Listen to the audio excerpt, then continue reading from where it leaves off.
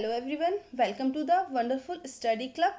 Friends, आज है 26 जून और आज की इस वीडियो में हम 26 जून से रिलेटेड जितने भी करंट अफेयर्स के क्वेश्चन होंगे डिस्कस करेंगे। तो चलिए स्टार्ट करते हैं। हमारा आज का फर्स्ट क्वेश्चन है, which of the following statements is are correct about UN arms trade treaty. तो यूएन आर्म्स ट्रेड ट्रीटी के संबंध में हमारी कौन कौन से स्टेटमेंट सही है, वन बाय वन करके देखेंगे। तो first statement is it regulates the international trade in conventional arms। तो yes, it regulates the international trade in conventional arms। तो हमारा फर्स्ट स्टेटमेंट सही हो जाएगा। And second is it entered into force in 2014। तो yes, it entered into force in 2014। तो second statement भी हमारी करेक्ट हो जाती है। And third statement is the treaty requires member countries to keep records of international transfer of weapons। तो ये हमारी थर्ड स्टेटमेंट भी हमारी सही है। तो हमारा इसका आंसर हो जाएगा सी। तो अभी ये न्यूज़ में क्यों था? तो अभी रिसेंटली न्यूज़ में इसलिए था क्योंकि चाइना ने कहा है कि वो इसमें शामिल हो सकता है। और ये 2019 में भी न्यूज़ में था क्योंकि उस टाइम क्या हो रहा था, यूएसए जो था वो इससे बाहर निकलने की बात कर रहा था। क्योंकि ये जो ट्रीटी है, यूएन आर्म्स ट्रेड ट्रीटी है, वो क्या कहती है कि गन कंट्रोल होना चाहिए इंटरनेशनल लेवल पर, और इसका इंटरनेशनल लेवल पर गन कंट्रोल होना चाहिए एवं इसका रेगुलेशन भी होना चाहिए। लेकिन यूएसए का जो कॉन्स्टिट्यूशन है तो उसमें सेकेंड अमेंडमेंट हुआ था, वो क्या कहता है कि राइट टू वेयर आर्म्स, मतलब हर एक के लिए आर्म्स रखने का, वेपन्स रखने का अधिकार होना चाहिए। तो इसलिए इन दोनों में कॉन्ट्रडिक्शन टाइप होता रहता है। तो इसलिए यूएसए ने इससे बाहर निकलने की बात की थी और रिसेंटली अभी चाइना इसमें शामिल होने की बात कर रहा है। तो हमारा इसका आंसर सी हो जाएगा। चलिए बढ़ते हैं नेक्स्ट क्वेश्चन की ओर। तो question number second is, mount Merapi कहाँ स्थित है? Mount Merapi is located in. तो ये कहाँ है? तो ये लोकेट करता है इंडोनेशिया में। तो हमारा आंसर होगा ए, इंडोनेशिया। अभी रिसेंटली न्यूज़ में क्यों था? क्योंकि ये जो माउंट मैरापी है ये एक एक्टिव वॉल्केनो है। ये एक एक्टिव वॉल्केनो है और अभी 21 जून को यहाँ पे इरप्ट हुआ था। तो इसलिए हमारा इसका आंसर ए हो जाएगा। चलिए बढ़ते हैं हमारे नेक्स्ट क्वेश्चन की ओर। तो question number third is, which of the following statements is are correct about Indonesia. अभी इंडोनेशिया न्यूज़ में था क्योंकि माउंट मैरोपी की वजह से। तो हमारा स्टेटमेंट क्या है? Indonesia is located on the Pacific ring of fire. Indonesia जो है क्या वो लोकेट करती है पैसिफिक रिंग ऑफ फायर में। तो यस, ये लोकेट करती है पैसिफिक रिंग ऑफ फायर पर। सेकेंड स्टेटमेंट इज, तो हमारी फर्स्ट स्टेटमेंट जो है वो करेक्ट है। Second is, the ring of fire also refer to as the circum Indonesian belt.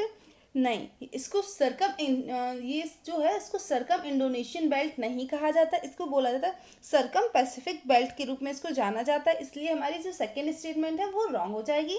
And third is, its length is approximately 50,000 kilometre. ये जो Pacific ring है तो इसकी जो लेंथ बताई जा रही है इसमें, ये वो क्या 50,000 बताई जा रही है। तो हमारी ये स्टेटमेंट भी गलत हो जाती है क्योंकि ये जो पैसिफिक रिंग ऑफ फायर है इसकी जो रेंज है, इसकी जो लेंथ है वो 40,000 किलोमीटर है। तो हमारी थर्ड स्टेटमेंट भी रॉन्ग हो जाएगी।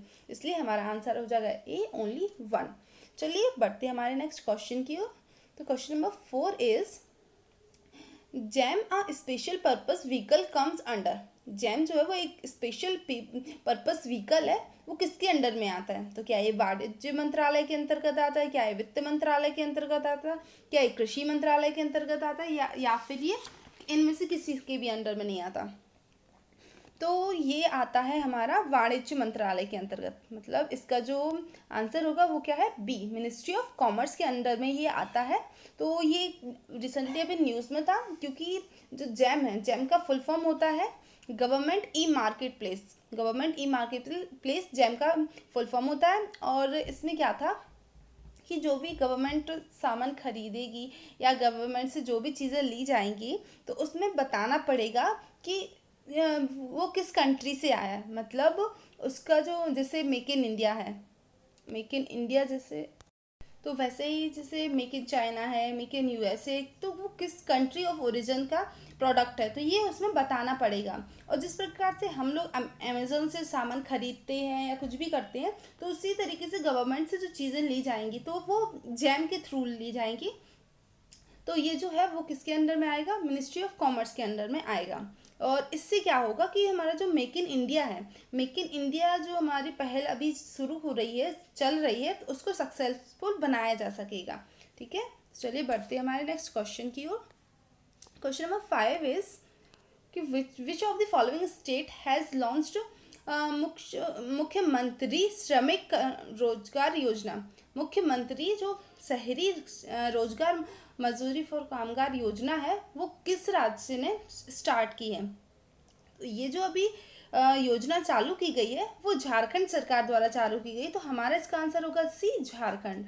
तो अभी ये जो योजना है इसमें क्या क्या होगा, तो ये एक मनरेगा की जैसे स्कीम है, मनरेगा स्कीम है, और इसमें जो है 100 डेज का एम्प्लॉयमेंट दिया जाएगा, और ये शहरी युवाओं के लिए।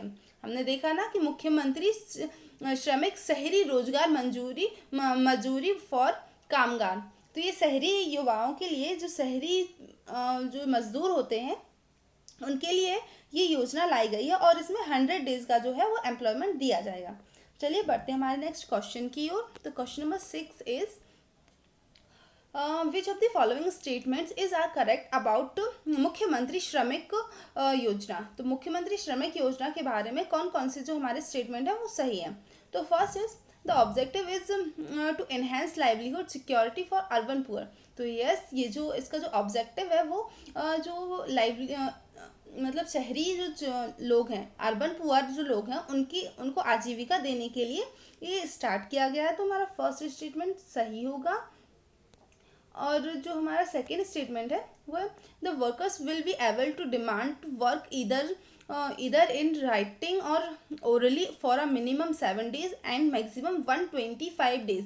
तो हमने अभी फर्स्ट क्वेश्चन में मैंने क्या बताया कि वो कितने डेज के लिए ये योजना लाई गई है, तो वो 100 डेज के लिए लाई गई। तो आप इसमें देखेंगे 125 डेज है, तो ये तो वैसे ही रॉन्ग हो जाएगी। तो हमारा जो सेकेंड स्टेटमेंट है वो रॉन्ग होगा। And third is if a worker has a child of 5 years or less, then a female worker will need to be employed and paid the minimum wages।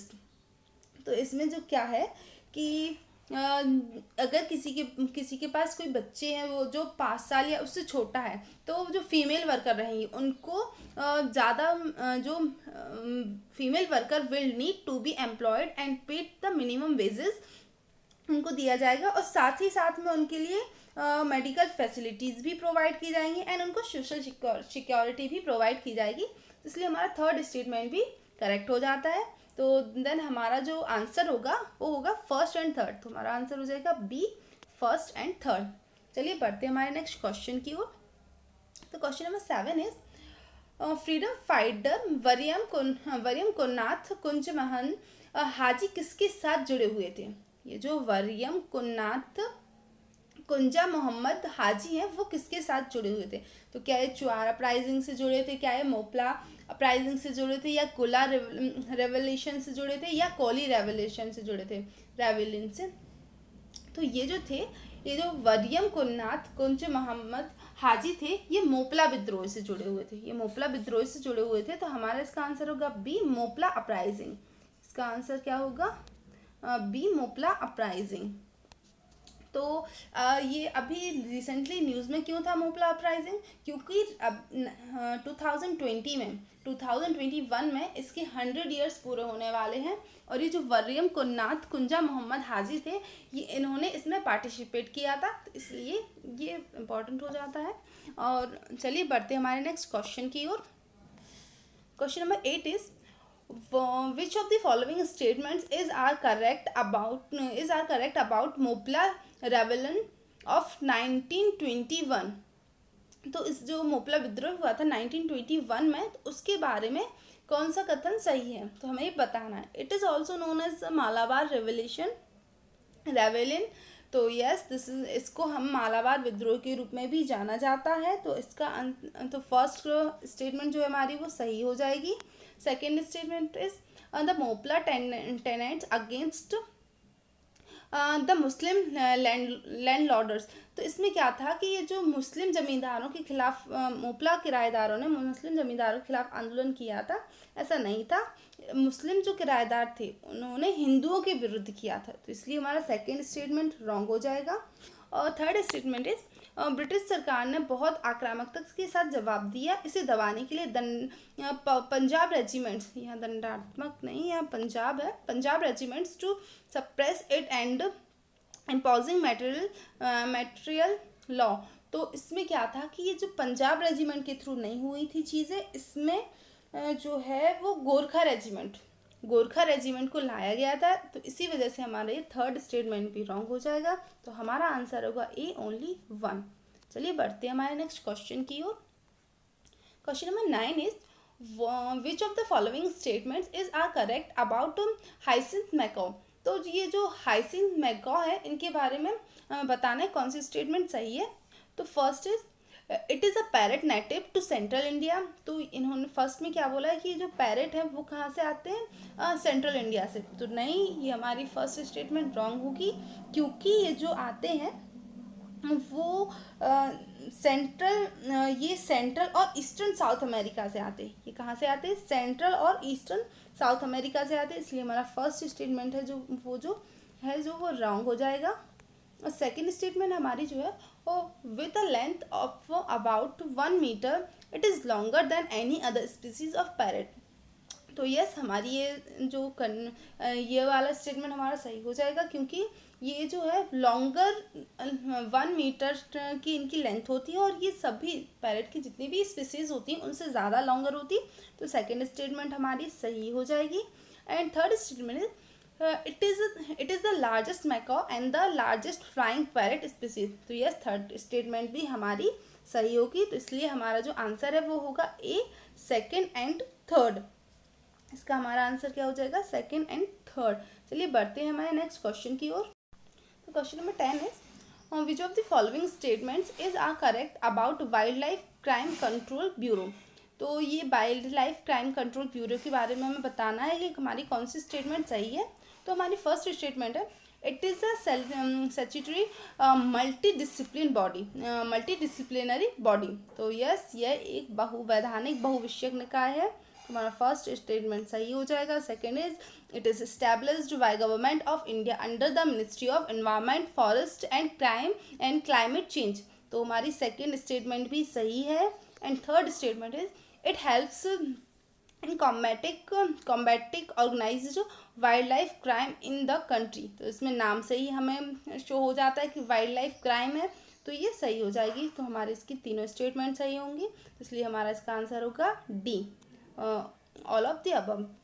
और इसका जो हेडक्वार्टर है कि wild life crime control bureau का headquarter कहाँ है, तो वो न्यू दिल्ली में है, तो ये पूछा जा सकता है।